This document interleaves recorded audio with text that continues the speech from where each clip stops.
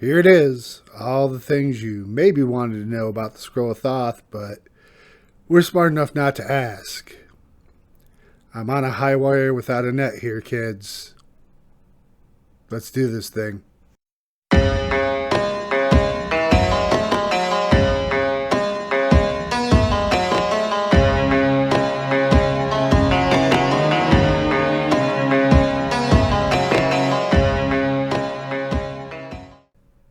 Well, hey folks, this is James, aka Threscurnis, and this video is going to be a little different.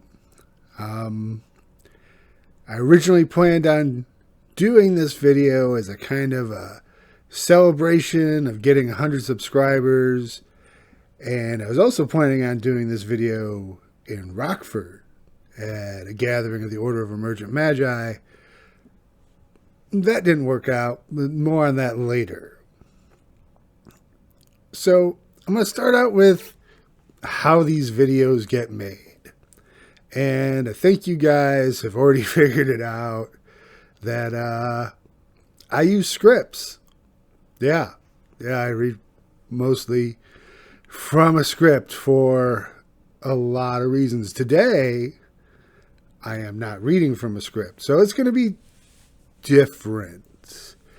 You're going to get less of those jump cuts, which are there for when I screw up reading from a script, so I have to do it in short blocks to, make sure it isn't crappy. And, I use scripts because, this show was always about bringing people information.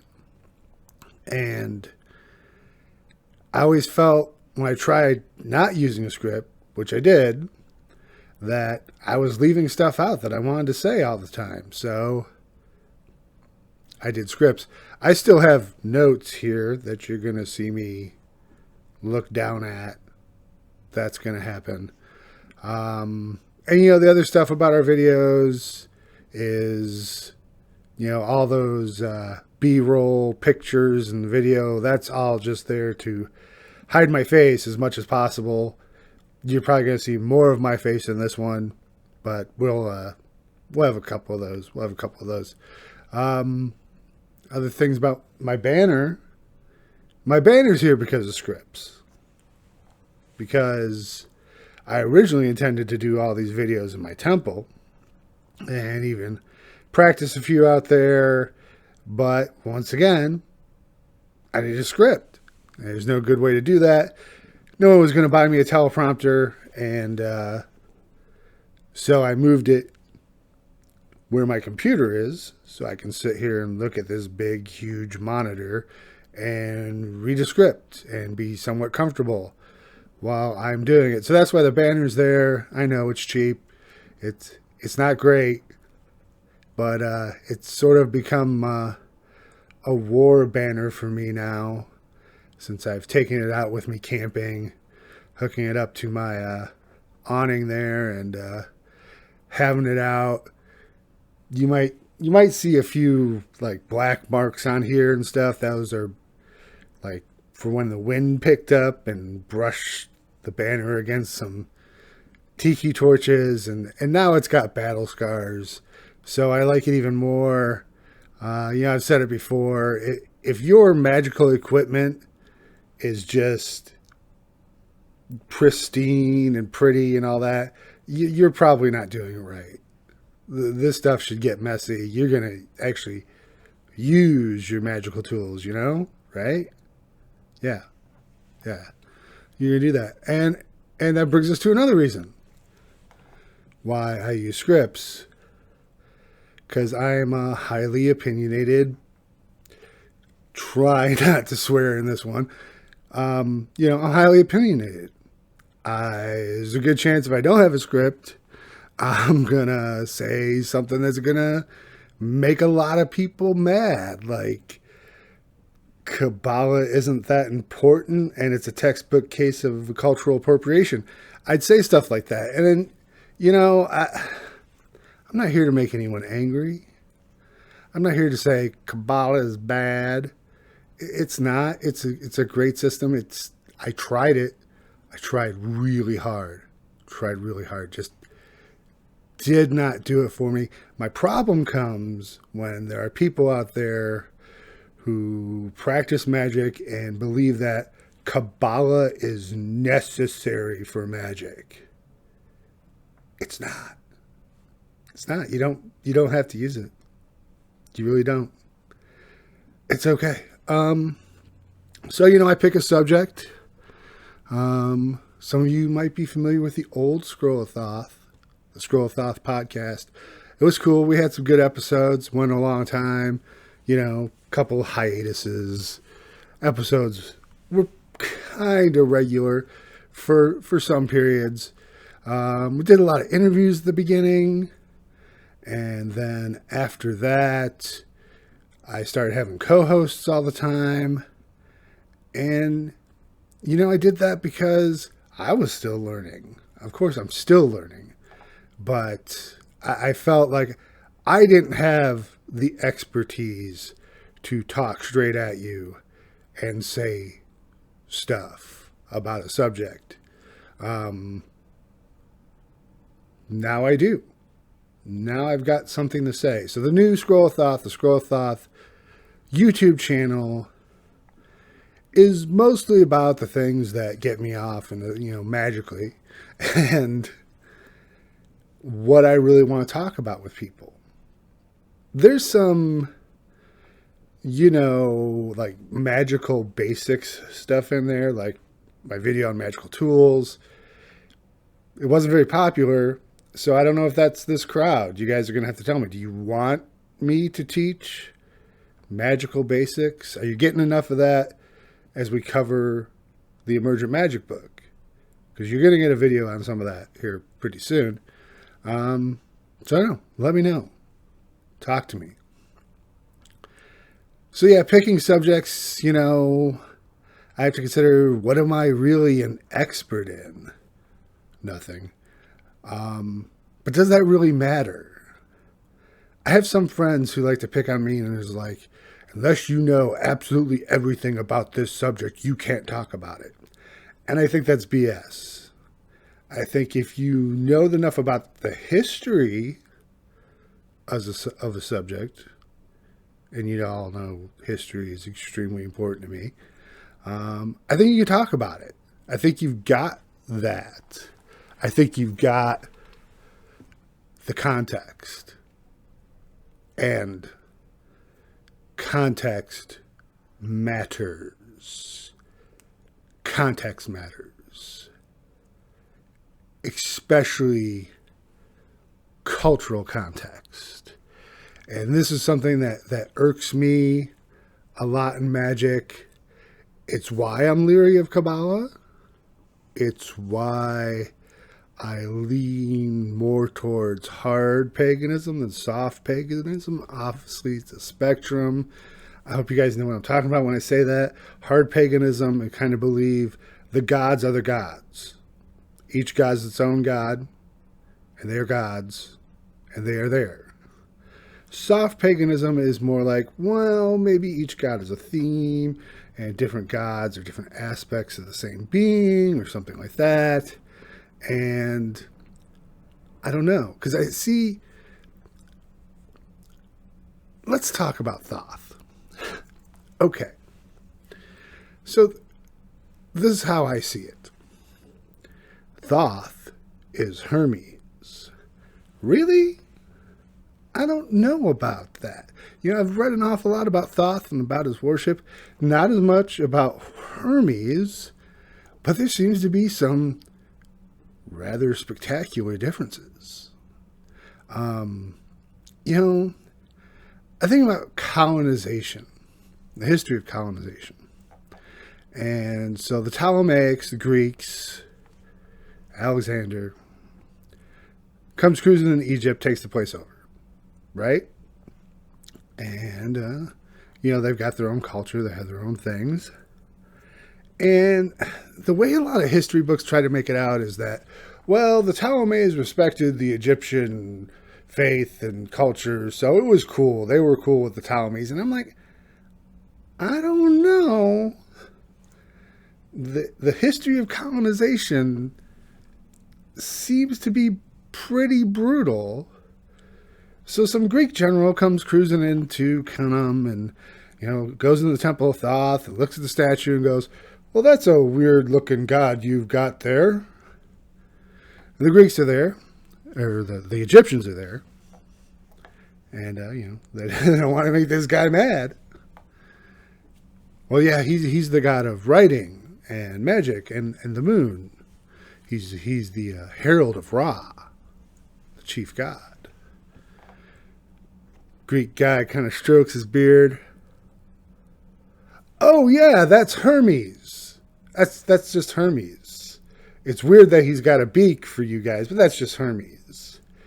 And the Egyptians at the temple are going, yeah, that's just Hermes. Please don't stab us. And I know it all didn't happen that way. There was a mixing. Even the Egyptians mixed their own gods from time to time. But still, unless you're really looking at a magical concept, at a god, at a legend, at a methodology, from within the context of the culture that created it, you're really missing out on something. I mean, obviously we can't become those people. I will never be an ancient Egyptian. I will never be, a Caribbean person of African descent for voodoo and Santeria and all that. So I'll never fully understand these concepts, but I can at least try to learn the history, learn the culture, and try to look at it from within the context. Hey, another thing I wanted to mention, it's in the notes. The Scroll of Thoth is not a real thing. I mean, this is obviously a real thing that we're doing, but there is no historical document out there called the Scroll of Thoth. Maybe some later Hermetics kind of made something kind of Scroll of Thoth-ish that they called it, but it wasn't. And I'm gonna upset some people again. Yeah, the Emerald Tablets of Thoth, that whole Hermes Trismegistus thing, that's not real either. Those aren't real artifacts. Those don't exist. We do have people who have written down, and it goes back pretty far. This is the Teachings of Thoth, Emerald Tablets of Thoth, Confessions in the House of Life. Interesting book. It does go along that vein quite a bit, but that's probably got very little to do with the actual ancient cult of Thoth, Jehudi. It's more of a Hermetic construct, and it's not saying it's bad. It's cool stuff. It's not entirely my bag. I get into it a little, but hard paganism, Thoth is Thoth. That's how I'm rolling. With all that being said, talking about learning history, and this is something I do on repeat because I feel like I have to. I am not a scholar. I am not. I have a bachelor's degree in comparative religion, which is cool, but not. I took some master's courses. I did, but no higher degree. No, I don't have the rigor. I don't have the languages. I don't read hieroglyphs. I don't read ancient Greek. English. My brain is just locked into English. And I think part of the reason for that is deep in my core, I think of myself as a writer. So once again, that's why we have scripts, because I'm a writer and I can write. At least I'm okay with it. I'm pretty good with it. I think. Which is why I worship Hunter S. Thompson. And, he was not only an extremely amazing psychonaut and kind of a voice of a generation there, he was an amazing writer. He really was. If you read his stuff, his use of the language is just mwah, which is why I did that invocation of Hunter S. Thompson. I know that one was weird, right? No one was expecting that video because, okay, so to give you the background for that, Hunter wrote this piece, Fear and Loathing at the Super Bowl, and this whole thing starts out with Hunter is in Houston or Atlanta, doesn't matter. Anyway, and he mentions that he's been in a lot of Hyatt hotels, big Hyatt hotels, like in downtown areas, and they're all built the same. They all have this huge atrium. They're all around 20 floors. And you can shout down the lobby and the elevators. And it just so happens, I was at Gen Con that weekend, and they put all my events in the Hyatt. And sure enough, it's 20 floors with an atrium. So, yeah, had to do it. Had to do it. That was fun. Why is this channel kind of disjointed? Why is it like half the time it's stuff like Ancient Egyptian Book of the Dead and the Ogdoad and kind of these more sedate scholarly subjects, and then sometimes it's, hey kids, this is Wisteria. It's a cool campground, because that's who I am. I mean, in some ways, I feel like I have two magical practices. The one I do privately or semi-privately, and the one I do publicly. And they're both as important, and I think magicians, magi, need both an interior and an exterior world to explore, to know people. So, my magic, my personal magic, does have that coming from history and older sources and trying to build something new with it. And then my stuff outside, I'll do pop culture magic. I'll do stuff with the Mothman. I'll do stuff with, just about anything. Dark Tower rituals I've done. But, and sometimes those things mix. Sometimes they come together. Sometimes they don't. But that's me. I've got two magical practices, and I've got a lot of cool friends. I really do. I really do. We're talking here about the Order of Emergent Magi. Started up by a bunch of guys who were in the IoT, the Illuminants of Thanateros, the magical pact of the Illuminants of Thanateros of North American section.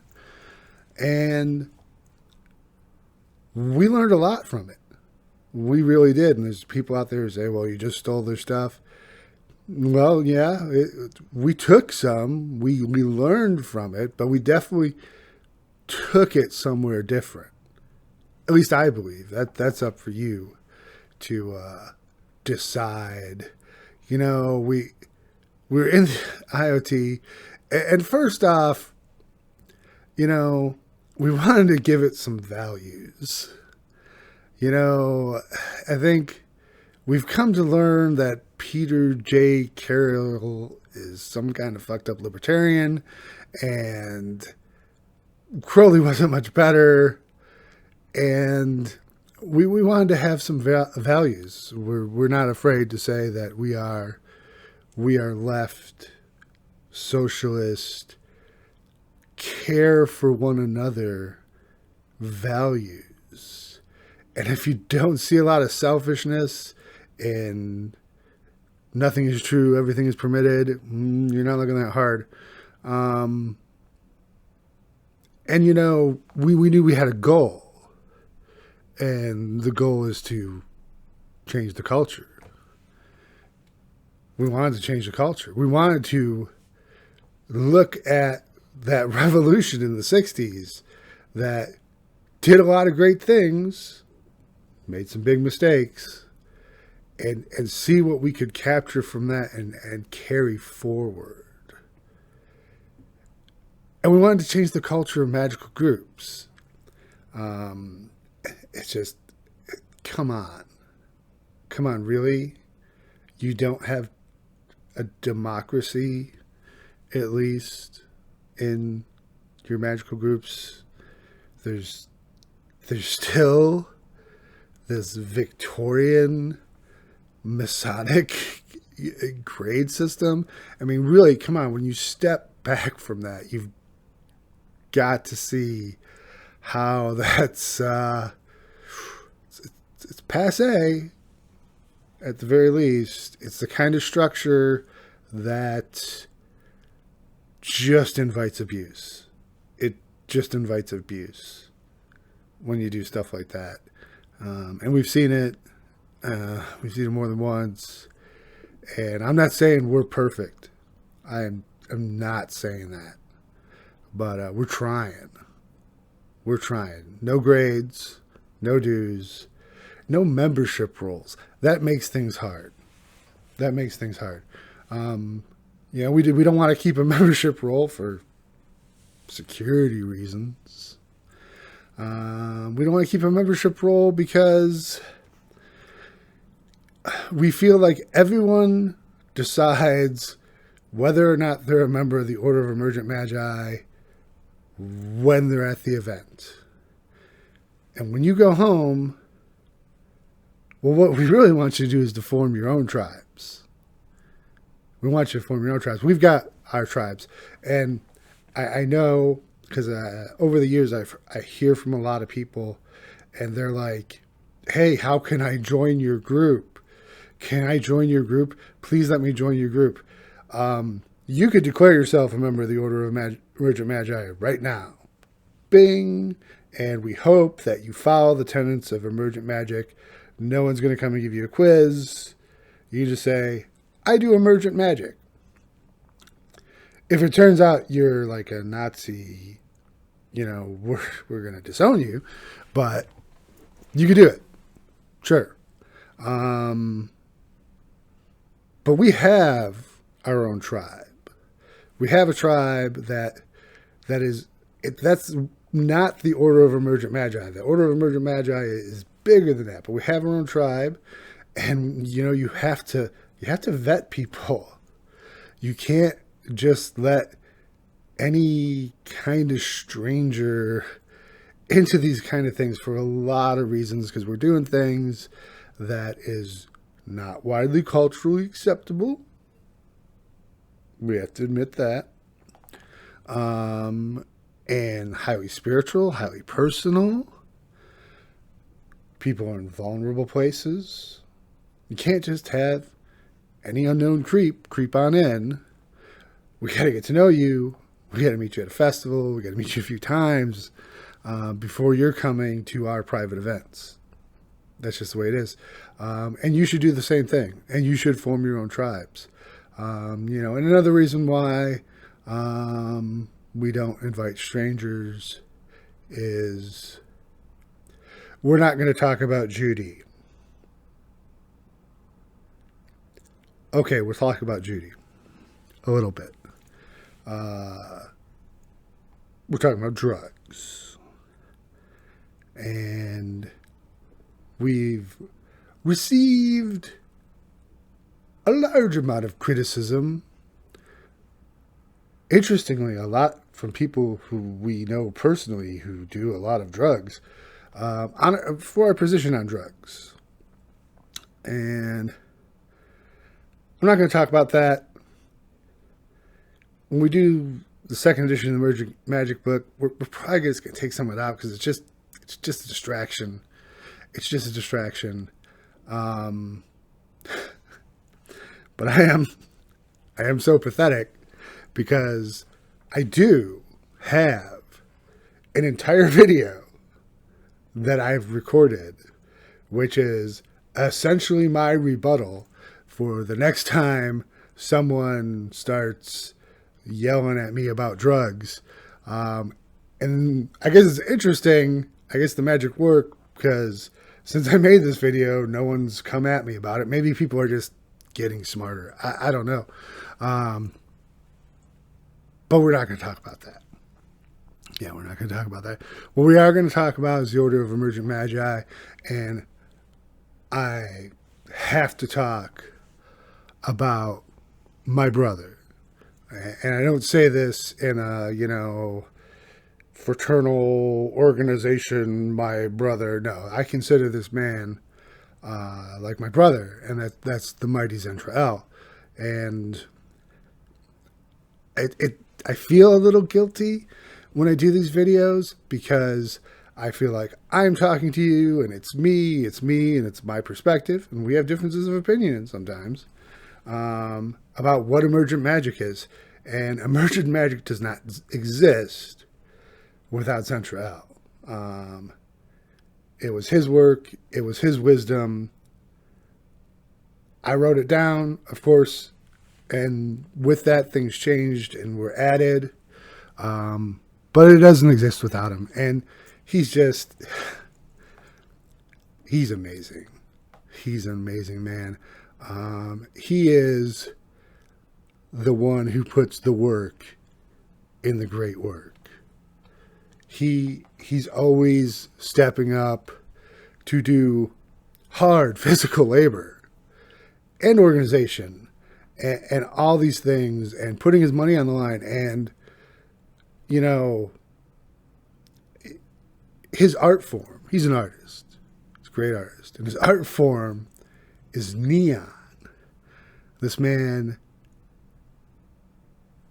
bends hot glass, fills it with vapors, electrifies it, and mounts it in artistic shapes. And I've watched him do it. It's like Hephaestus at the forge. I mean, there's freaking broken glass everywhere. Tubes are red hot. There's sparks going. And he's there. He's shirtless with goggles on. And the music's going. And it's crazy. It's crazy. He's that guy. And of course, he lives in Rockford, Illinois. The beating heart of emergent magic, man. Rockford, Illinois. I love Rockford, Illinois. Shout out to all my Rockford people. Rockford gets a bad rap. If you pull up some, list of 20 worst cities in the United States, Rockford usually makes the list. And it's got its problems. It is, it's a post-industrial Midwestern city. If you've been through it, you know what that's like. But the people there are amazing. They are trying really hard and succeeding in a lot of ways to revitalize that town. And there's a huge art movement. There. And speaking of the art movement, let's talk about that. Let's talk about the McPherson. So, my brother Zentrael and his girl, Katie Love, they acquired a building in Rockford called the McPherson. Was originally a bread factory built back in 1919. And they have turned it in to a place for artists. It's a gallery. Artists come and hang their art, able to sell it on commission. You got his neons there, and a whole lot more. You got used records, tons of used records. He's been a serious collector for a long time. He's got an amazing collection there for people to go through. He's got stuff from indigenous artists that he's gone to Mexico and places and purchased that for sale in the store. He's got clothing. He's got the Moth Emporium, which is this kind of occult section of the McPherson. He's got tarot. He's got crystals. He's got all that stuff. He's got copies of the Emergent Magic book. The North American Mothman Research Society, that's us, is on the top of the McPherson there. We have a bridge camera, Mothman spotting camera up there. It's got this huge field in the back where you throw parties. It's public land, but you got that big bridge back there, and you got part of the Rock River. It's just a beautiful place, and he's done so much work on it.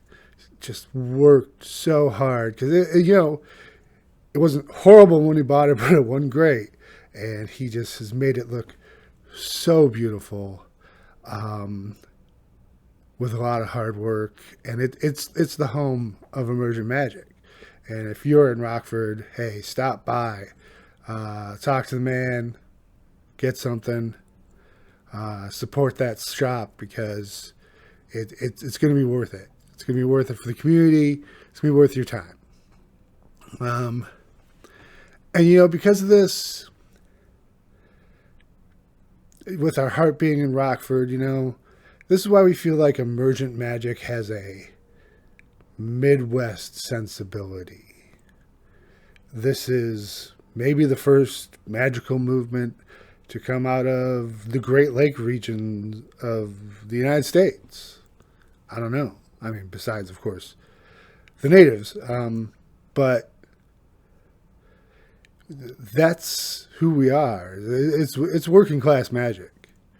It's working class magic. And I'm not saying folks in, San Francisco or New York or wherever can't practice Emergent Magic. Obviously, you can. But you should flavor it a little with where you live and who your people are. So,